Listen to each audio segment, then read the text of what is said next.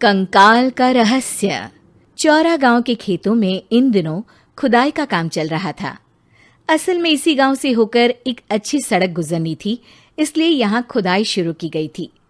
अचानक एक दिन खुदाई करने वाली मशीन से कुछ टकराता है। बाद में जब खोजबीन की जाती है तो वहां से 2 कंकाल मिलते हैं। पुलिस गांव के लोगों से पूछताछ शुरू करती है। आप लोगों को क्या लगता है ये किसके कंकाल हो सकते हैं? अरे साहब, हमें क्या पता ये किसके कंकाल है, आप ही लोग पता लगाइए। हम लोग तो बहुत ज़्यादा डरे हुए हैं। हाँ, हमारी फॉरेंसिक टीम अभी आ रही है।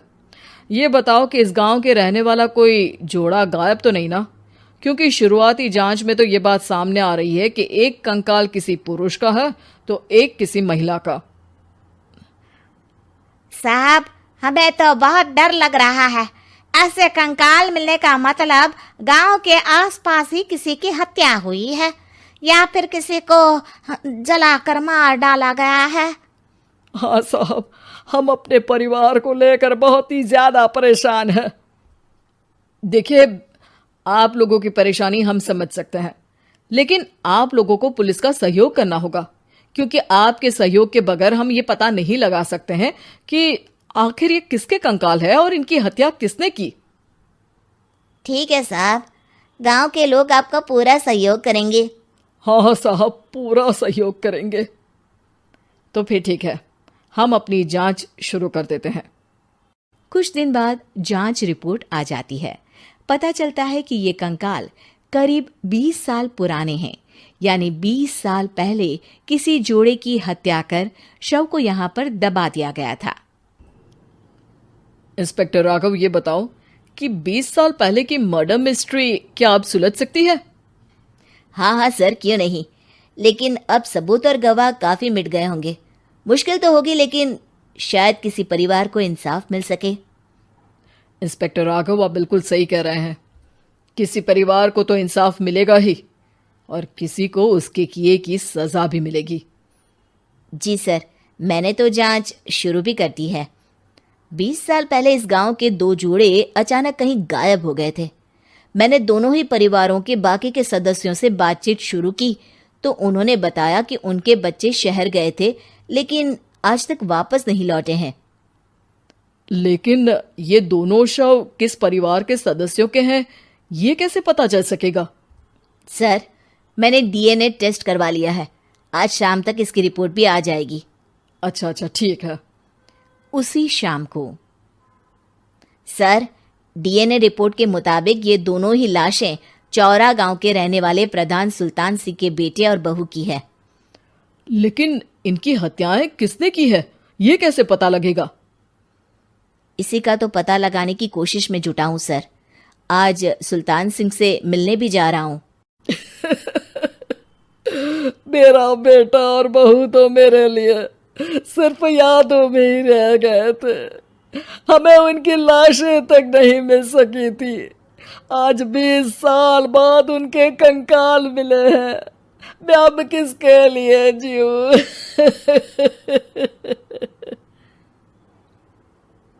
लेकिन सर, क्या आपकी किसी से कोई दुश्मनी थी? अपने बेटे बहू की हत्या के लिए आप किसे जिम्मेदार मान रहे हैं? अब मैं किसका नाम बोलूं? मेरी तो किसी से दुश्मनी नहीं थी, बस मेरे बेटे बहू को कोई वापस ला पाता।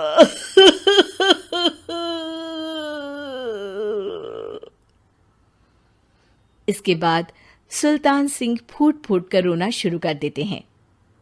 सर, अब आप इनका अंतिम संस्कार करवा। कंकाल का रहस्य।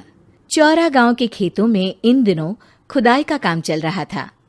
असल में इसी गांव से होकर एक अच्छी सड़क गुजरनी थी, इसलिए यहाँ खुदाई शुरू की गई थी। अचानक एक दिन खुदाई करने वाली मशीन से कुछ टकराता है। बाद में जब खोजबीन की जाती है तो वहां से 2 कंकाल मिलते हैं। पुलिस गांव के लोगों से पूछताछ शुरू करती है। आप लोगों को क्या लगता है ये किसके कंकाल हो सकते हैं? अरे साहब, हमें क्या पता ये किसके कंकाल है, आप ही लोग पता लगाइए। हम लोग तो बहुत ज़्यादा डरे हुए हैं। हाँ हाँ, हमारी फॉरेंसिक टीम अभी आ रही है। ये बताओ कि इस गांव के रहने वाला कोई जोड़ा गायब तो नहीं ना? क्योंकि शुरुआती जांच में तो ये बात सामने आ रही है कि एक कंकाल किसी पुरुष का है तो एक किसी महिला का। साहब, हमें तो बहुत डर लग रहा है। ऐसे कंकाल मिलने का मतलब गांव के आसपास ही किसी की हत्या हुई है या फिर किसी को जलाकर मार डाला गया है। हाँ साहब, हम अपने दोस्त की बहन, दोस्त की चाची, दोस्त का भाई, दोस्त की फुआ, तो दोस्त की गर्लफ्रेंड भाभी क्यों? हाँ भाई, बात तो तूने बिल्कुल सही बोली। ठीक है, आज से तुम दोनों की गर्लफ्रेंड मेरी गर्लफ्रेंड। बेटे और बहू की है। लेकिन इनकी हत्याएं किसने की है, ये कैसे पता लगेगा? इसी का तो पता लगाने की कोशिश में जुटा हूं सर। आज सुल्तान सिंह से मिलने भी जा रहा हूं। मेरा बेटा और बहू तो मेरे लिए सिर्फ यादों में ही रह गए थे। हमें उनकी लाशें तक नहीं मिल सकी थी। आज 20 साल बाद उनके कंकाल मिले हैं। मैं अब किसके लिए जीऊं?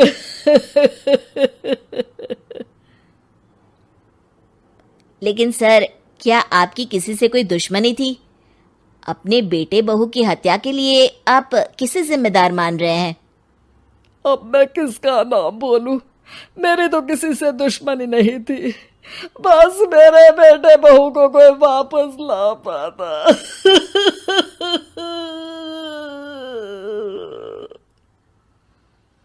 इसके बाद सुल्तान सिंह फूट फूट कर रोना शुरू कर देते हैं।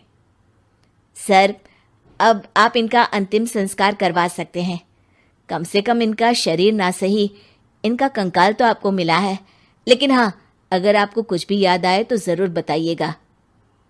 मेरी तो बेटा अब उम्र हो गई है, लेकिन मेरे बेटे और बहू के हत्यारों का जरूर पता लगाइएगा, क्योंकि जब तक हत्यारे पकड़े नहीं जाएंगे मेरा मन नहीं मानेगा। सर, हमारी पूरी कोशिश रहेगी हत्यारे को पकड़ने की। लेकिन एक बात बताइए, उस वक्त आपको किस पर शक गया था? उस वक्त मेरे एक ड्राइवर को पकड़ा गया था, लेकिन सबूतों के अभाव में उसे छोड़ दिया गया था।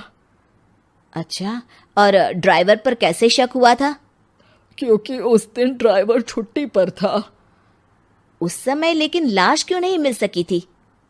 उस वक्त पुलिस ने बहुत कोशिश की थी, लेकिन दोनों की डेड बॉडी नहीं मिल सकी थी।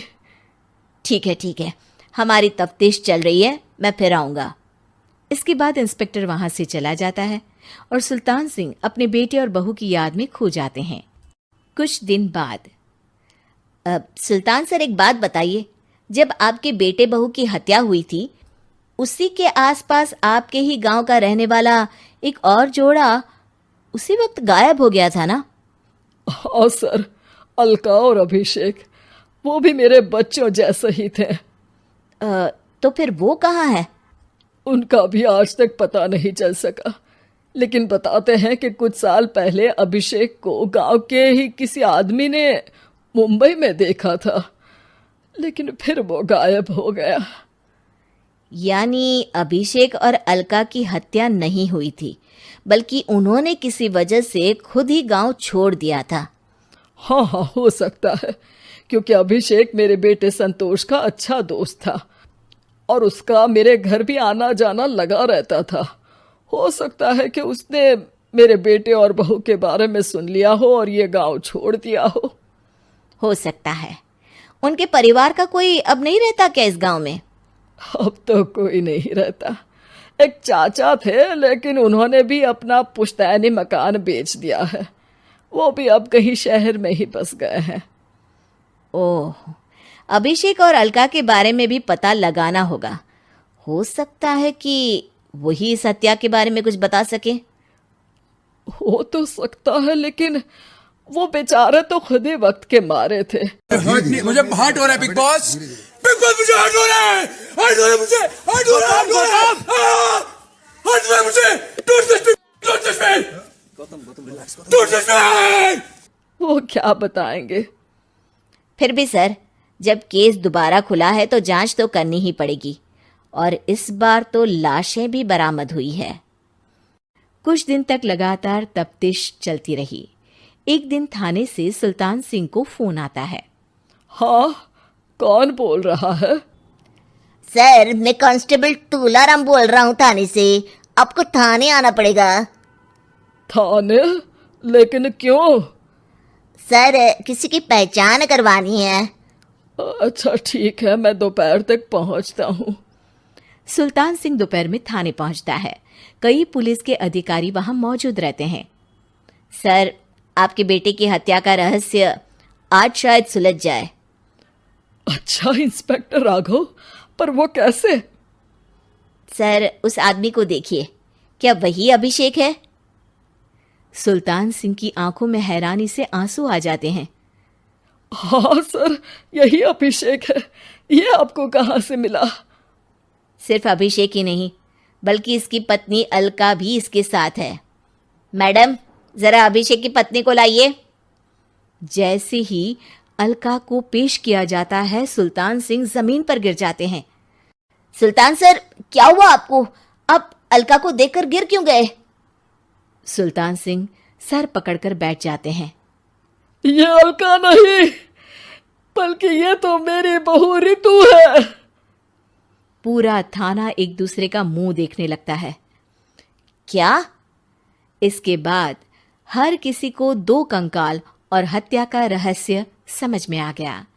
अभिषेक और रितु ने मिलकर संतोष और अलका की हत्या की थी और लाश को जमीन के नीचे दबा दिया था। आज 20 साल बाद इस हत्या का रहस्य खुल सका था कि अवैध प्रेम संबंध में 2 मासूमों की जान गई थी।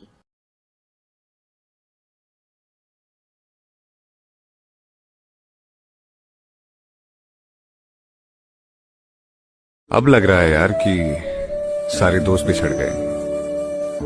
पहले कभी कभार मिल लिया करते थे, फोन पर बात कर लिया करते थे, अब वो भी नहीं हो पाता। अब तो दोस्तों के इंस्टा स्टोरी या व्हाट्सएप स्टेटस पर ही रिप्लाई करते हैं। उससे ज्यादा दोस्ती को वक्त देने की इजाजत जिंदगी ने छीन ली है हमसे। देखो यार, जो टाइम बीत गया उसे भूल जाओ, वो वापस नहीं आने वाला। लेकिन जो आने वाला टाइम है उसे कैसे बर्बाद करना है, इसके बारे में सोचो। सबसे अलग, सबसे यार गौरव, कभी कभी बहुत चिंता होती है यार मुझे। क्यों यार? अपनी शक्ल देख, कोई बाप क्यों देगा यार अपनी बेटी का हाथ हमारे हाथ में?